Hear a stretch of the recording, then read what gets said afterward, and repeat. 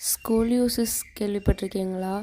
Scoliosis அப்படிங்கிறது என்ன அப்படின்னா, நம்ம ஸ்பைன் வந்து லேட்டரலா வந்து டிவியேட் ஆகிருக்கும். அதுதான் வந்து ஸ்கோலியோசிஸ். இன்னும் தெளிவாக சொல்லணும் அப்படின்னா, நம்ம நார்மலாக வந்து நம்ம ஸ்பைன் வந்து ஸ்டாண்டிங் அப்போ எரெக்டாக வந்துட்டுருக்கும்.